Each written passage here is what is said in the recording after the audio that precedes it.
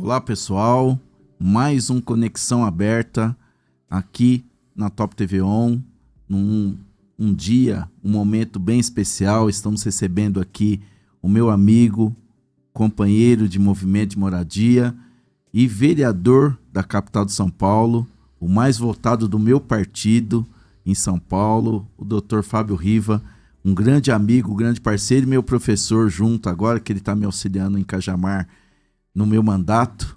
Doutor, seja muito bem-vindo aqui ao nosso programa, junto com a Cris Linhares e a Francisca, que estão me ajudando aí nessa nossa nova temporada aqui do Conexão Aberta. Seja muito bem-vindo. Muito obrigado pelo convite. Primeiro quero cumprimentar a Francisca e minha querida amiga Cristiane, mais conhecida como Meg. Vou tomar liberdade de chamá-la assim.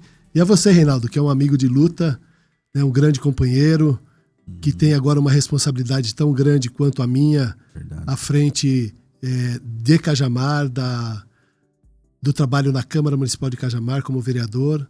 Então eu estou aqui hoje para a gente contar um pouquinho da nossa história e também poder compartilhar momentos aqui com vocês, principalmente no programa Conexão Aberta. Muito obrigado. Meg, então é Meg agora, hein? Para os amigos sempre vai ser Meg. Fábio, eu quero agradecer imensamente, né? Olá a todos, eu quero agradecer imensamente por ter aceito o nosso convite. É uma grande honra sempre estar com você, podendo debater, falar, porque além de ser vereador, ele é meu colega, é advogado também, né? É um colega de profissão, é um querido de muitos anos e é um líder do partido, né? Como você disse. Sim. Ele briga, é um incansável batalhador por todas as causas. O Fábio, eu vou dizer guerreiro, porque ele não tem dia, não tem hora, precisou chamar Fábio Riva, que ele tá ali, sempre lutando, sempre acolhendo, né? Que isso é muito importante, ser acolhedor. E não é porque ele é meu amigo, e eu também passei uma situação aí. Num primeiro momento que eu liguei, Fábio, ele disse pra mim, estou aqui à sua disposição. Porque nem todos os amigos acolhem num momento difícil. E você, Fábio, sempre me acolheu.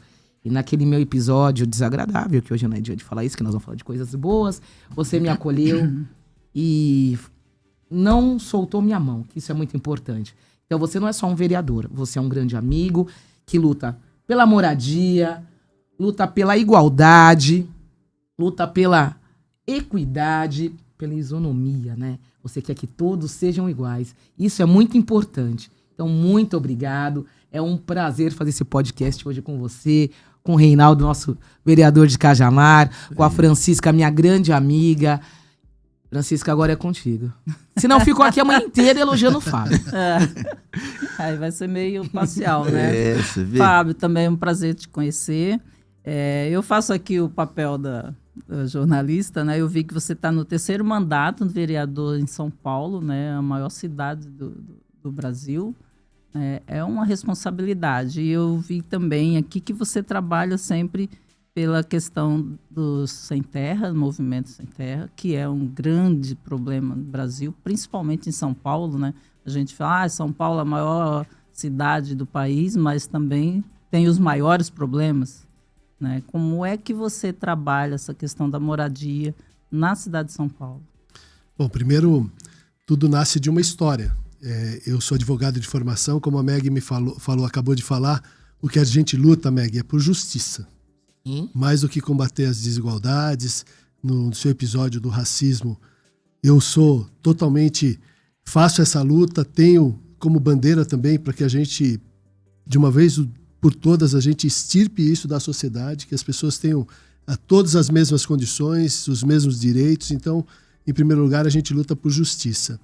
E falando de justiça, a gente fala de moradia, fala da casa.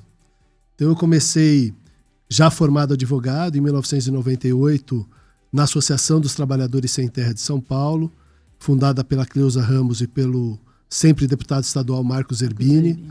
Cheguei como advogado voluntário para fazer um trabalho de advocacia gratuita aos associados.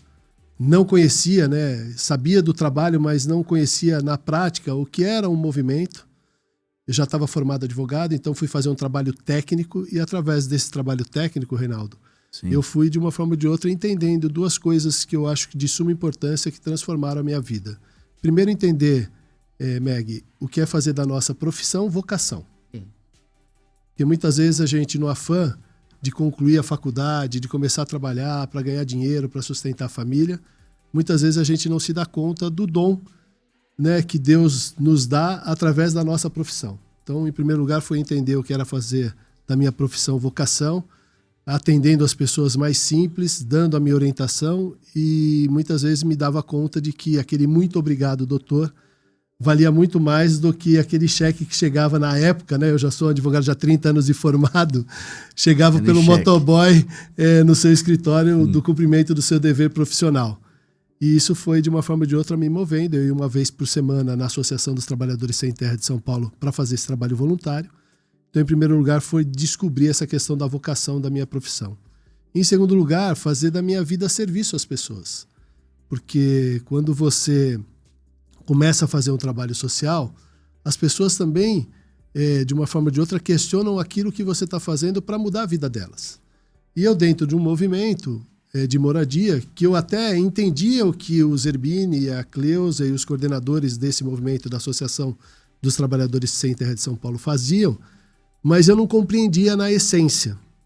E foi com o convívio, com a amizade, que eu fui entendendo o que era fazer da minha vida também serviço às pessoas. E através disso continuei com o meu escritório, mas me dediquei uma boa parte do meu tempo a fazer esse trabalho social. E foi através desse trabalho social que eu tive a minha primeira oportunidade na vida pública, quando o Zerbini, o Marcos Zerbini, foi eleito vereador da cidade de São Paulo no ano de 2000. Né? Ninguém acreditava que uma pessoa oriunda do Movimento Sem Terra poderia ter uma cadeira na Câmara Municipal de São Paulo, enquanto naquela ocasião muitos faziam showmício, entregava lixa, dentadura, material de construção, né? Camiseta. Nós fizemos uma campanha muito simples, uma campanha do boca a boca, uma corrente, né, dos amigos da associação, e o Marcos Zerbini foi eleito vereador no ano de 2000 e assumiu em 2001. E em dezembro do ano de 2000 ele foi até o meu escritório, ele e a dona Cleusa, e me fizeram um convite para que, se eu gostaria de ser o assessor jurídico dele na Câmara. Ele precisava de uma pessoa para cuidar da parte jurídica da Câmara. Eu, em primeiro lugar, fiquei um pouco até surpreso, mas acabei aceitando o desafio. Surpreso porque eu não conhecia basicamente nada, nunca tinha pisado na Câmara Municipal de São Paulo, não sabia o que era fazer uma advocacia legislativa. Eu tenho a especialidade na área civil e na trabalhista e família. E naquela ocasião, para mim, também era um grande desafio. E foi aí o meu primeiro contato com a vida pública, um grande professor que é o Marcos Zerbini, e o que, de uma forma ou de outra, fui sendo moldado para que eu hoje pudesse ter a responsabilidade de já estar no meu terceiro mandato e utilizando, né, modéstia à parte, das ferramentas que eu aprendi junto com o Marcos lá no ano de 2001. Então, são quase 24 anos na vida pública, sendo 8 anos com o mandato. Então, isso nos credencia, graças a Deus, a poder fazer esse exercício diário para que as pessoas possam morar com dignidade. E hoje, como que é a situação da moradia na cidade de São Paulo? Hoje nós temos um déficit habitacional na cidade de São Paulo aproximadamente de 1 milhão de moradias. Esse é um desafio das grandes metrópoles. E a cidade de São Paulo não fica aquém, né, de outras cidades, não só aqui do próprio país, como também do mundo. A questão da moradia não afeta só aqui o Brasil. Mas nós temos um desafio muito grande. E a associação nasceu para responder à ausência do poder público. Eu acho que essa é a importância de você diferenciar o que é uma associação que acaba adquirindo, comprando áreas de terras de forma coletiva, com seus próprios associados, e aqueles que somente reivindicam que o poder público possa prover essas habitações. Então existe uma grande diferença. Nós estamos, de uma forma ou de outra, fazendo um grande trabalho aqui na cidade de São Paulo há 40 anos.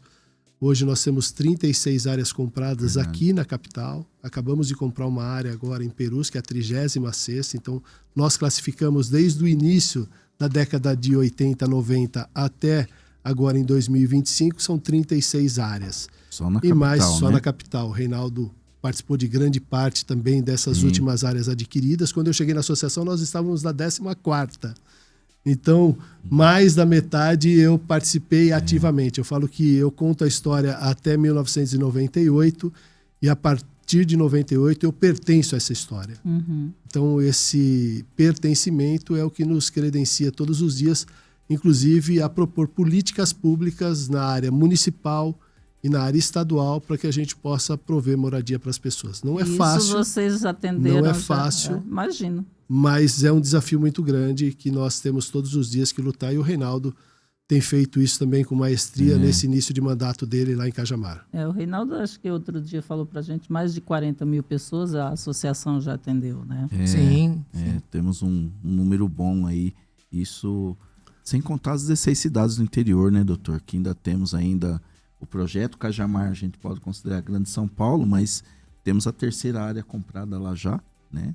Então, isso é um volume grande de famílias atendidas, né? E o grande desafio também é que o poder público e a sociedade possam entender que os movimentos, como o nosso, que é um movimento sério, né? Hoje a gente pode considerar como o maior movimento organizado do Brasil, com a metodologia de organização, o nosso é o que hoje, de uma forma ou de outra, lidera, né, essa questão. Até em números também, porque eu conheço vários outros movimentos que não chegam nem a 1/3 daquilo que os próprios associados conquistaram ao longo dos anos, fazendo as coisas da forma inicial, de uma forma muito mais intuitiva, depois entendendo que a legislação municipal também precisava ser respeitada, e foi quando a gente teve um grande salto de qualidade no movimento, foi quando a gente entendeu que ter um representante genuíno do movimento na Câmara Municipal, que foi o Marcos Zerbini, e depois ele como deputado estadual, que nós tivemos o grande salto de qualidade de representatividade. O povo continuava unido, continuava participando das reuniões, mas precisava ter a voz e um voto tanto na Câmara Municipal como na Assembleia, para fazer valer o direito dessas pessoas. E é isso que nós estamos fazendo até hoje. E o Reinaldo está tendo essa oportunidade hoje. Verdade. Quero aqui já te agradecer, Reinaldo, porque eu sei o quanto você também tem trabalhado junto com a Prefeitura de Cajamar, sensibilizando não só os vereadores, mas também o próprio prefeito, de que é importante as parcerias com as organizações sociais sérias que lutam por moradia. Agora, acho que vocês dois, né, que trabalham com essa área, é importante, quando a gente ouve a palavra sem terra, né, a gente já pensa, em grande maioria, tá? Pensa em invasão, pensa em invasão, pensa em baderneiros, pensa naquelas pessoas que não têm essa base realmente que você está falando. E a gente, geralmente, a maior parte da população pensa nisso. Lá vem aqueles invasores, aqueles baderneiros e tudo mais. Eu acho que é importante ter essa diferenciação, inclusive a própria população carente, né, saber dessa diferença, né, para que não vá justamente para esses movimentos sem base nenhuma. Esse é o grande desafio dos movimentos, a gente separar quem é sério de quem não é. Sim. Né? E a gente como eu sou de movimento, eu entendo o seguinte, a gente tem que respeitar todas as ideologias desses movimentos. Mas eu não concordo com a grande maioria. Eu não concordo com a invasão de terra, eu não concordo com a ocupação de terra, não concordo com a ocupação de prédios no centro. Por quê? Eu acho que a política pública precisa ser construída com a participação dos movimentos, não com a imposição dos movimentos. E o nosso movimento, ele nasce para ser parceiro do poder público, porque ele faz aquilo que o poder público deveria fazer.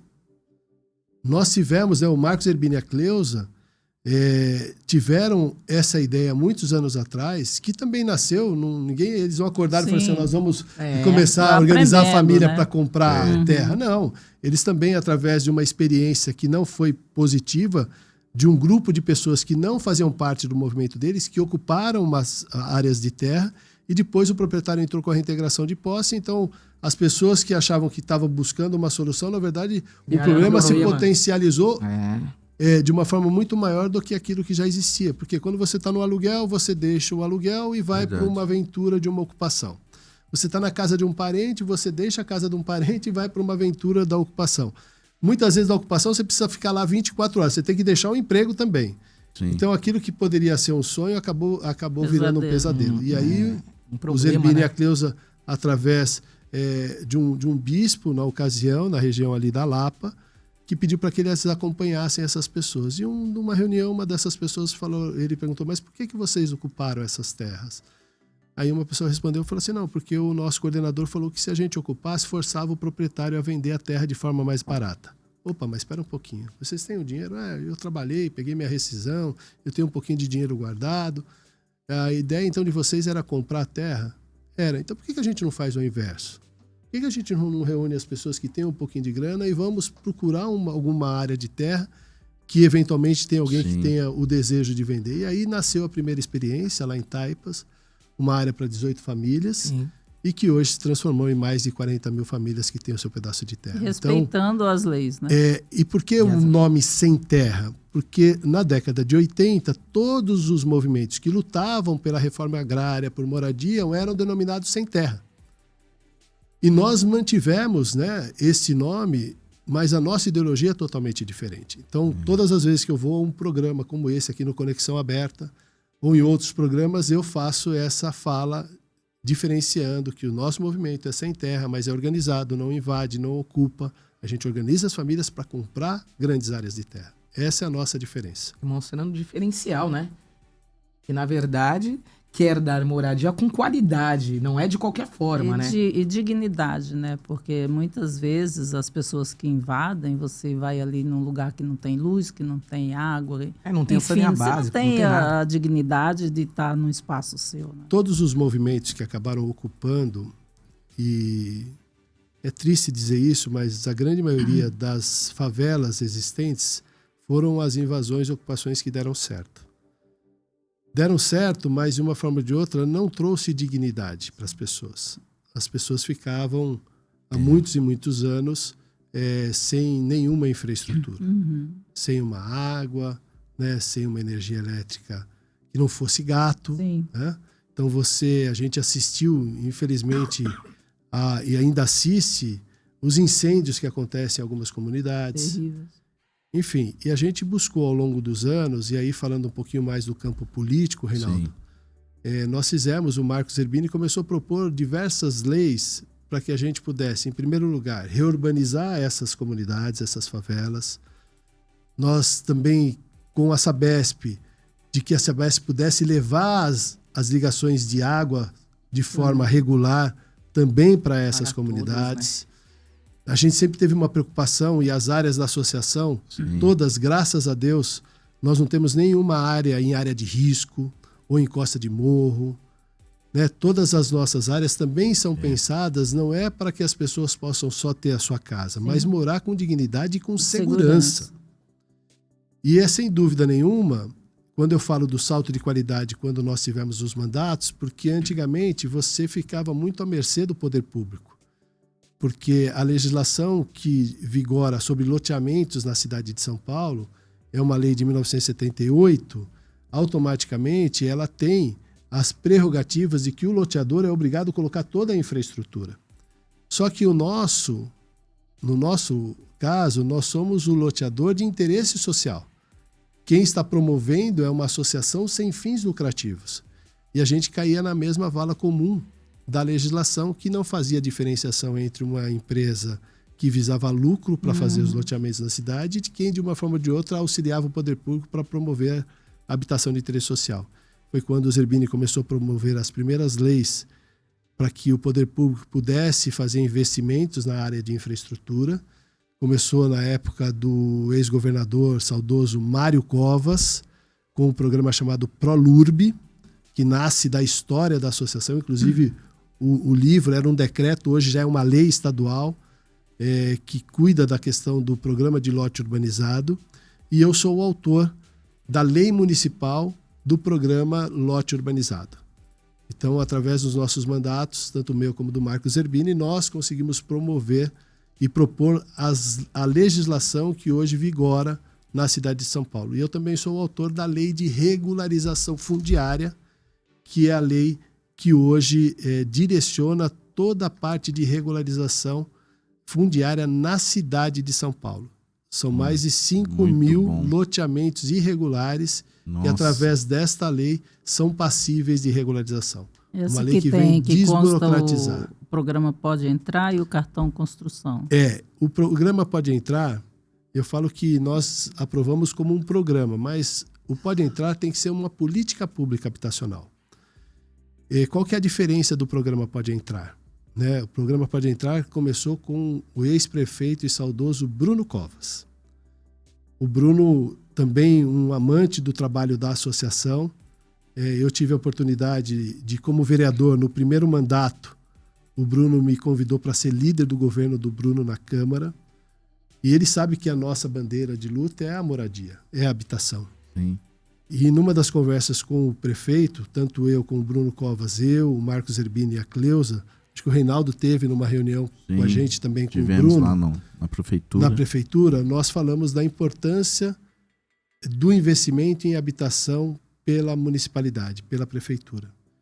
E o Bruno entendeu e nós conseguimos colocar no programa Pode Entrar não só uma parte reservada às entidades, mas também nós colocamos no programa Pode Entrar a possibilidade de a prefeitura, Meg, comprar as unidades em construção das construtoras particulares. Isso é maravilhoso. E nós comprovamos, Reinaldo, que saía mais barato a prefeitura comprar de uma empresa do que construir, que promovia habitação de interesse social na cidade, do que ter que desapropriar um terreno, fazer a licitação, contratar a empresa, fazer a obra. Então, hoje, nós temos mais de 70 mil unidades, né, que foram contratadas, que estão em fase de aprovação, algumas em fase de construção, que possibilita a prefeitura a comprar essas unidades prontas dentro de um limite legal estabelecido pelos programas sociais, tanto federais, estaduais e municipais. Então, nós conseguimos colocar isso no programa, o que, de uma forma ou de outra, agiliza a questão das entregas das unidades habitacionais. Isso é um grande avanço. Avanço. Isso é mantido, né? O projeto foi mantido. É muito bom. E as entidades sociais, né? As entidades de luta por moradia, que vão ter uma parcela significativa dessas unidades.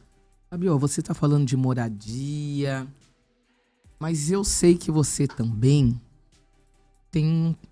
ajudou muito o pessoal da limpeza urbana. Eu queria ouvir você falar sobre isso. Limpeza urbana, que coisa boa, né? Quero... A grande maioria eu sempre faço a defesa dos trabalhadores, de todos os trabalhadores que são invisíveis aos olhos da sociedade. E quando eu fui apresentado, e você também tem uma participação muito especial nisso, porque o André, que é o presidente do CIEMACO, é seu amigo, se tornou um grande amigo meu também. Eu não fazer amizade com você. Fábio, é muito fácil de fazer amizade com ele. A gente tem algumas pessoas em comum, Reinaldo. Sim. E ele me trouxe uma demanda, principalmente uma demanda no momento mais difícil da sociedade como um todo, que foi o período da pandemia. Sim.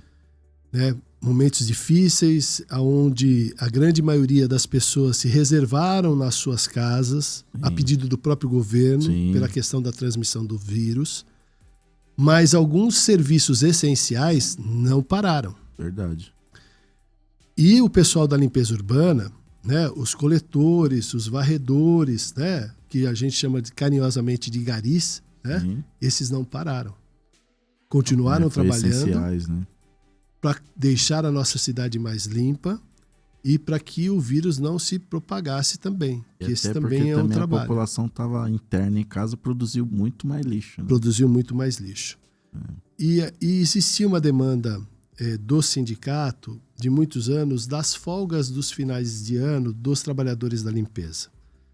Os trabalhadores da limpeza urbana trabalhavam nesse período, tanto no dia 25 como no dia 1º de janeiro, Natal e Ano Novo, eles trabalhavam normalmente. Estava dentro da grade porque é um contrato de concessão com a prefeitura.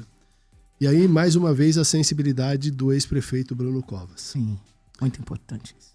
Quando terminou o período da pandemia e as pessoas voltaram a ter as suas atividades, eu estive lá junto com os representantes do sindicato, do CIEMACO, numa conversa com o prefeito Bruno Covas, e eu levei essa reivindicação. E levei no sentido da compensação e da gratidão que seria o ano de 2021, que eles pudessem manter um regime de plantão, mas que uma boa parte desses trabalhadores folgassem, passassem o almoço de Natal com a sua família e também o primeiro do ano. Foi quando o Bruno, sensível, autorizou.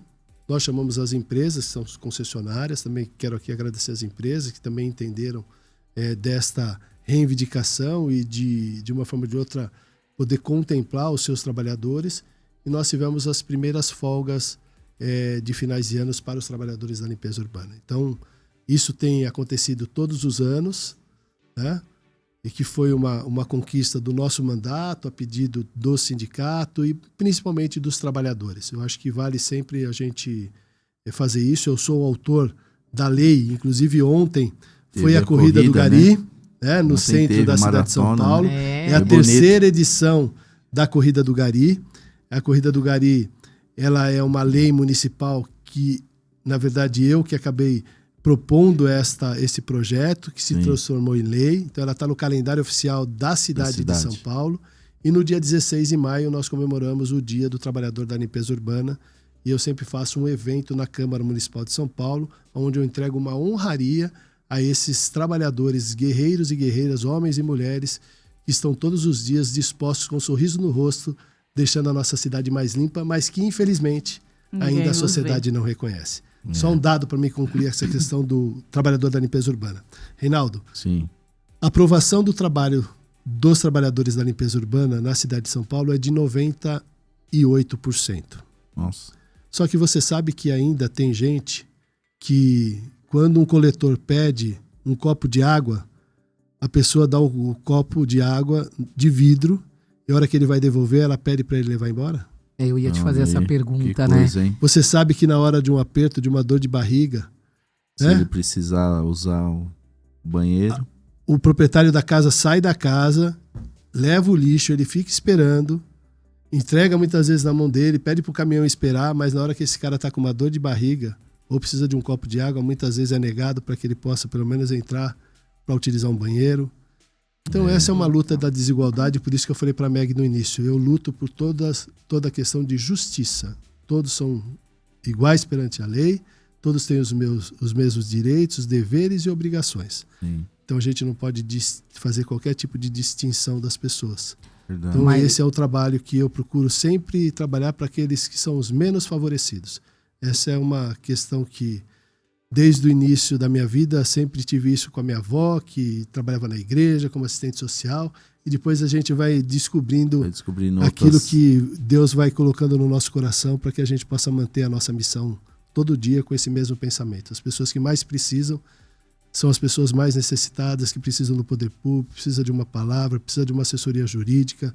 E então eu acho que esse é um trabalho também que a Conexão Aberta possa também trazer pessoas que tenham esse mesmo olhar para que a gente possa mudar a realidade de uma sociedade que ainda é muito desigual.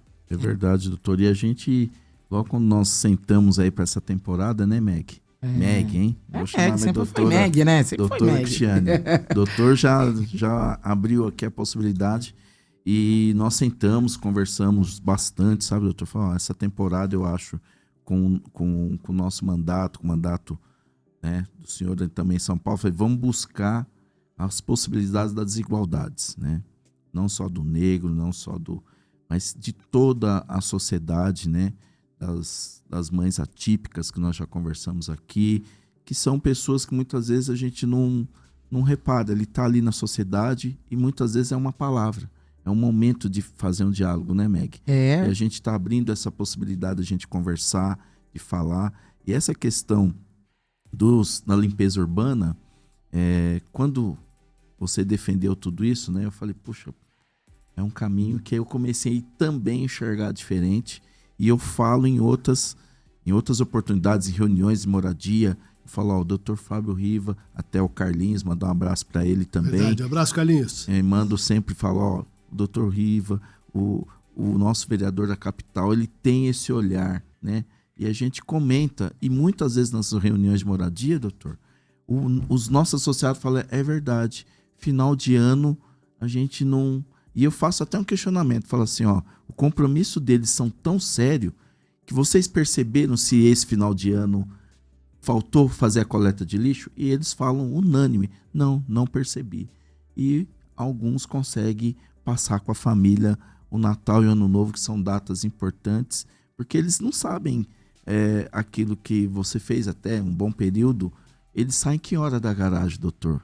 Ninguém imagina a hora que eles saem da garagem para eles coletar o nosso lixo de manhã. Eu achei muito importante colocar essa questão, falar desse seu trabalho, Fábio, porque no momento que eu pedi para você receber prontamente, e que isso é muito importante, porque às vezes você pede e as pessoas ficam enrolando para fazer alguma coisa.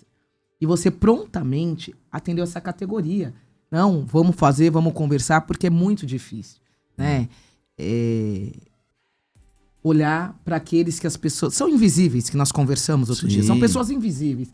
Não. Então, quando tem algum pedido para fazer para o Fábio, nesse sentido de pessoas que, vamos dizer, invisíveis, que não são, que estão aí todo dia trabalhando, lutando, você prontamente atendeu e não pensou duas vezes. E isso é muito importante, isso faz a diferença. Então, talvez seja o motivo do teu terceiro mandato, que você não escolhe pessoas, você escolhe problemas a serem solucionados, que isso é muito importante.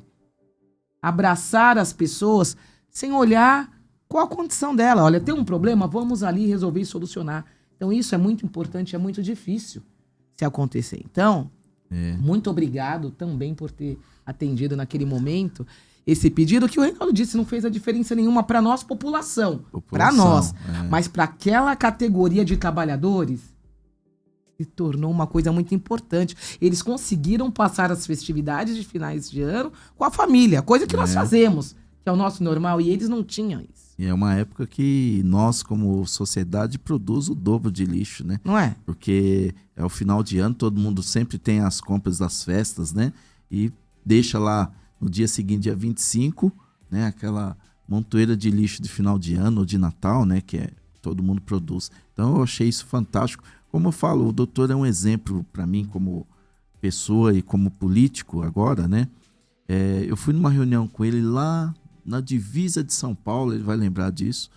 A gente chama lá Morro da Mandioca, mas é a chácara. Na divisa, Vale do Sol. Vale do Sol. É a divisa entre Chácara Maria Trindade e Cajamar. Nós estivemos lá. E foi próximo da campanha, né, doutor? Na pré-campanha. E eu peguei aquilo para minha vida. Ele chegou, o pessoal começou a fazer uns burbulinhos e falou assim, gente, eu não tô aqui por causa da política, eu tô aqui porque vocês me chamaram. E o não é resposta. Ele falou, não vamos mexer nisso agora, porque não dá para resolver isso agora, né? Então, como você falou, Meg, ele, quando tô na hora, mas também quando não dá, fala, não dá para atender agora, vamos esperar passar o momento que eu vou atender. Então, é uma pessoa que é um exemplo, né? Para nós que estamos aí na política, tem já a experiência do terceiro mandato, e é que a gente precisa de políticos sérios. E tem, né, doutor? Tem lá, dentro dos 55 vereadores, né? Tem, como tem trabalhador sério, tem gente, médico, todos né? médicos, Advogado, em contador, todas as áreas, todas as áreas. Mas é bem isso mesmo. Eu falo que o não também é uma resposta de político. Eu acho que o grande mérito, né, do nosso trabalho social, e aí eu falo da associação, o grande mérito é a gente falar para as pessoas o que as pessoas precisam ouvir. Não aquilo que as pessoas gostariam de ouvir, né? Porque quantos locais nós vamos que as pessoas falam assim, poxa, mas eu pensei que você fosse trazer uma notícia boa. Eu falei, mas quanto tempo está esse problema? O problema está há 20 anos. Quer dizer, se ninguém conseguiu resolver em 20 anos, primeiro a gente precisa saber por que não conseguiu resolver. Né? Então, eu acho que essa é a boa política, é aquela que você fala olhando nos olhos das pessoas, inclusive o não. Né? Eu sou um cara que fala bastante não. E eu acho que por conta disso as pessoas até respeitam, até por profissão, né? Sim. O advogado, nós temos ali uma prerrogativa funcional de dizer a verdade para as pessoas, porque muitas vezes, senão você só fala o que as pessoas querem ouvir. E falar o que a pessoa quer ouvir, muitas vezes não é o que ela precisa ouvir. Então essa é a grande diferença. Eu tenho buscado, dentro do meu mandato, ser o mais sincero possível, mesmo que as pessoas falem, olha, mas você não poderia resolver? Eu falo, olha, se a gente já tem um não, vamos buscar um talvez e depois tentar um sim. Mas eu não vou dizer sim de uma coisa que eu não tenho certeza que eu vou conseguir, junto com vocês, buscar uma solução. Acho que essa é o mecanismo que a gente utiliza todos os dias. A semana passada foi uma semana de votação, né? Uma semana bem intensa, né? Na Câmara dos Vereadores. E teve uma fala não muito agradável, e eu quero saber o posicionamento do Fábio Riva. Teve uma vereadora que teve a fala: branca, bonita e rica.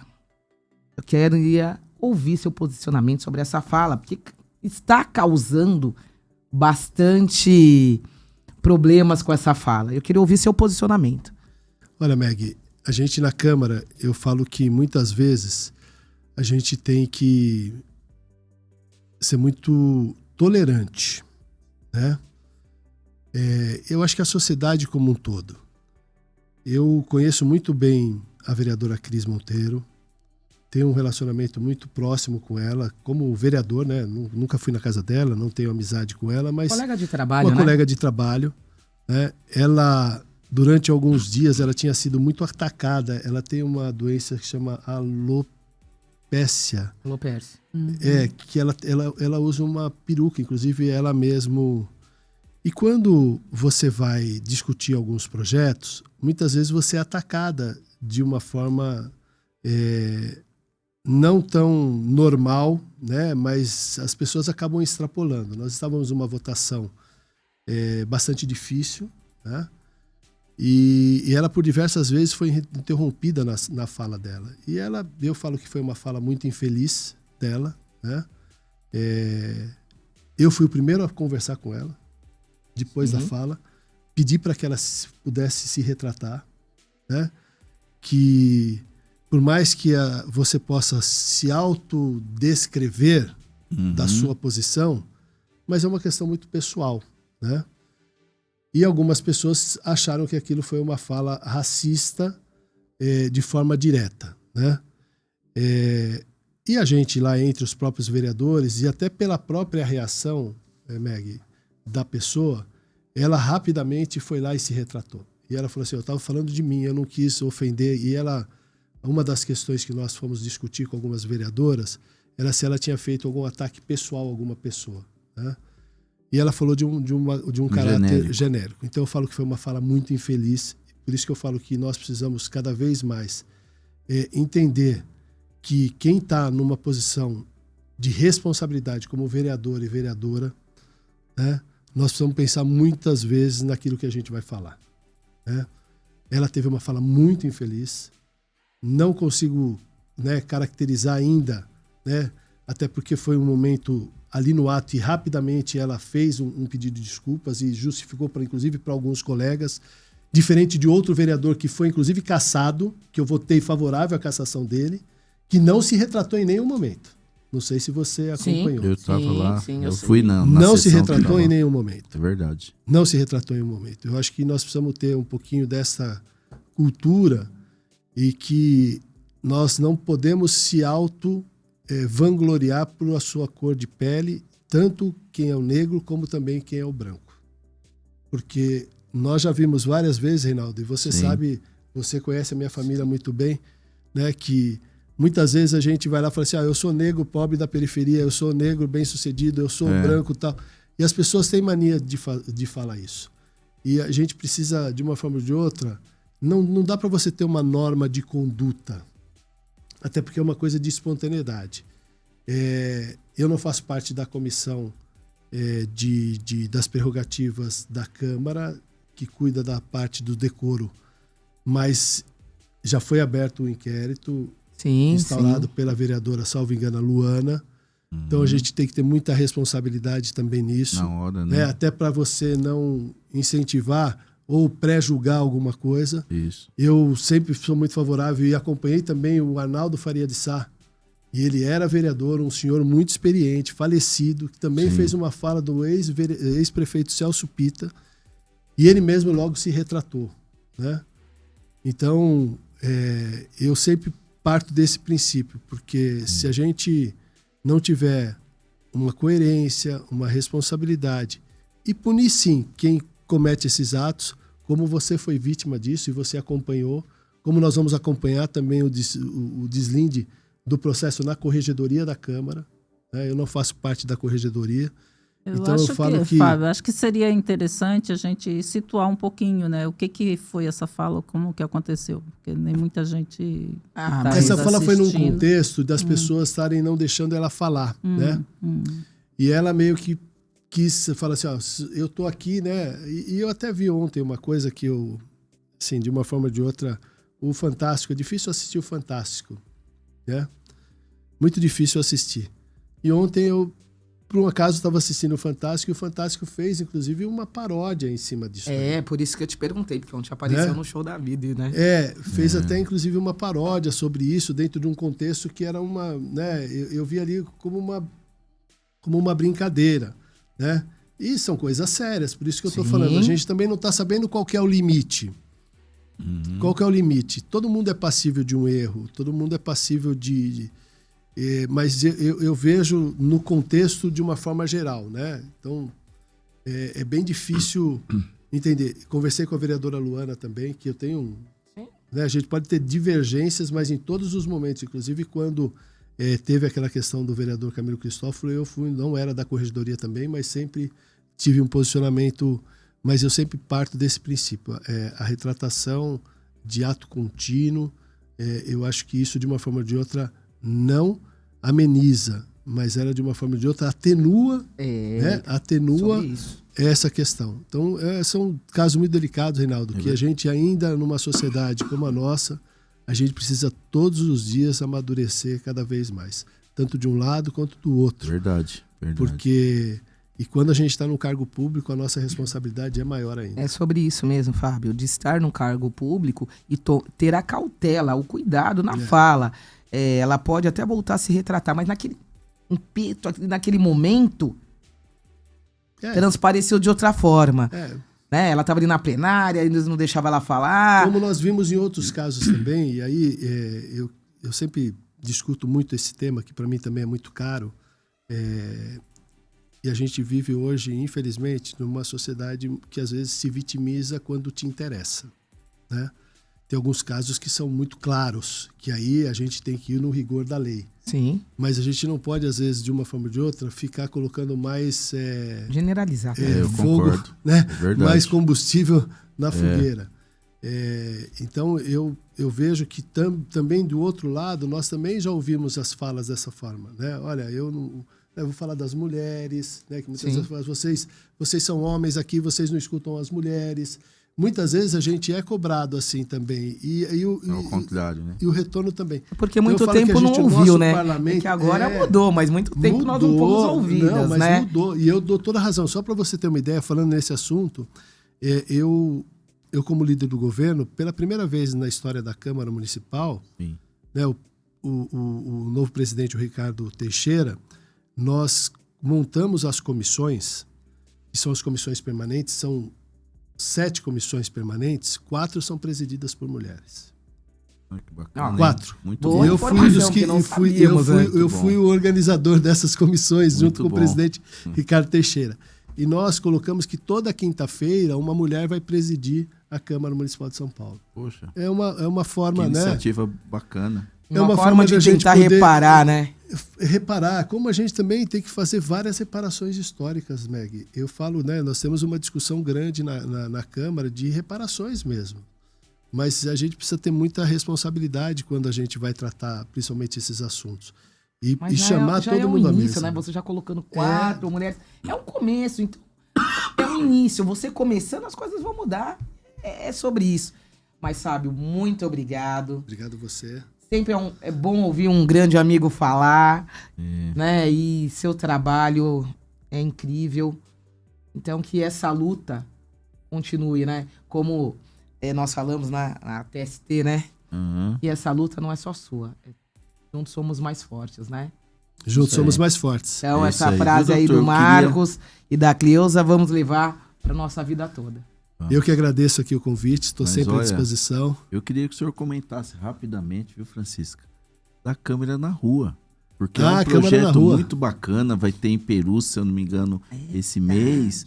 Eu acho que vale a pena, no mês de maio, agora acho que, se eu não me engano, é o último sábado de maio. Eu acho que é o último sábado de maio, nós vamos ter na nossa região, né? Em Peru nós vamos ter a Câmara na Rua, é uma iniciativa da presidência da Câmara, da mesa diretora, onde em cada região nós vamos ter como se fosse uma sessão plenária, mas muito mais para ouvir a sociedade. Começa às 9 horas da manhã, no Céu Perus, dia 31 de maio. Então marque essa data, é um sábado, dia 31 de maio. Bacana.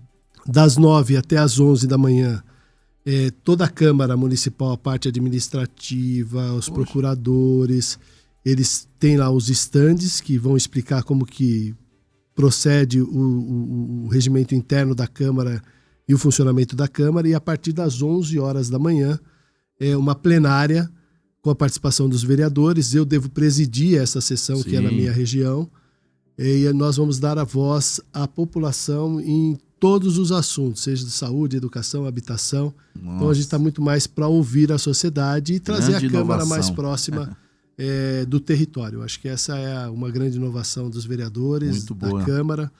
E é Vou isso, levar o trabalhar projeto para que pra a Cajamar. população possa entender o papel do seu vereador, né? Ninguém é dono de uma região.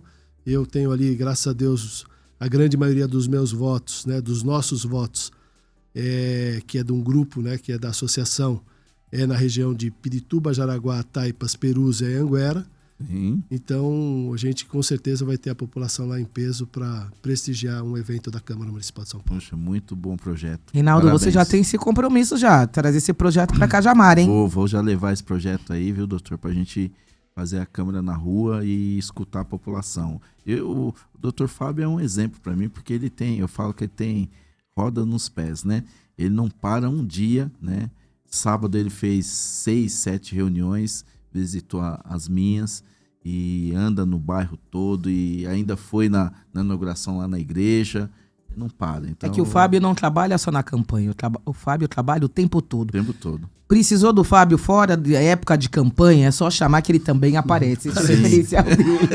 Tem que ser, né? A gente abdica um pouco. Verdade. Eu abdiquei da minha profissão. É. Eu não consigo hoje advogar. Amo advogar, mas eu não consigo. E graças a Deus, tenho meu pai que continua lá no escritório, tocando o escritório, Seus meus dois filhos, filhos, né? A Tami, que está comigo, que é a mais nova, que já é advogada, está tocando o escritório, e meu filho que trabalha no outro escritório, mas Tá nos finais de junto semana também. ajuda também. Então, a família está lá Família trabalhando, mas eu estou me dedicando 100% na minha vida pública, porque ser vereador da cidade de São Paulo é ser vereador do mundo, É do né? mundo. Praticamente. né? Líder de Porque governo ainda. ainda mais com essa tarefa, não é fácil, mas disposição não falta, o objetivo não falta, e quando as pessoas nos procuram, a gente procura atender também. É isso aí. Bom, como a Meg falou, a gente poderia falar o dia inteiro aqui, né? A Meg adora Acho falar. que tem que ter parte 2. Tem toda uma história. tem pode chamar. Acho que podemos ter a parte 2. Pode chamar a parte dois. Tem toda a O que história. você acha? Parte Faltou falar da dois? escola de samba. mas eu eu acho acho que que a é parte chamar 2. novamente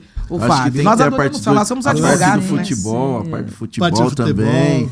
Nós temos então, que ter a parte Da 2. pizza que eu fui. Da pizza, pizzaria. pizzaiolo. Poxa, Fui esqueci. A comerciante. pizza a gente pode gravar Fui na comerciante. pizzaria. Pode gravar. É comerciante, Bom, Fábio, é verdade. só para agradecer então a sua presença, contando hoje também com o Reinaldo, a Linhares e eu, queremos agradecer a sua presença e com certeza, vamos ver se de repente ele vem uma vez por mês ser nosso convidado especial, né? O que você acha? Eu Renan? acho uma ótima A ideia. agenda dele é bem cheia, mas ele Mas vai a voltar, gente ele consegue. promete, né? Mas a Sim, gente prometo, adequa prometo. a nossa agenda aqui também para atender. Ele Prometo. promete que ele vai voltar no nosso. Vim com outros amigos, colegas dele também da política, puder convidar e você vir, trazê-los para passar a experiência, né, Meg? O que você acha? Acho Trazer que- um secretário para contar um pouquinho Secretário. das pastas. É importante que a população possa entender como que é a política pública na ponta, né? Na Porque ponta, nós somos o poder legislativo. Mas o poder executivo é aquele que executa, aquele que coloca em prática as políticas públicas. Então, a importância do executivo também enriquece o debate para que a população possa enxergar também quais são as ações do poder executivo. Nós temos o Marcos Erbini, que é nosso Sim. subprefeito de Pirituba Jaraguá, Sim, tem a Luciana Torrales, Luciana. que é a nossa subprefeita de Perus Anhanguera.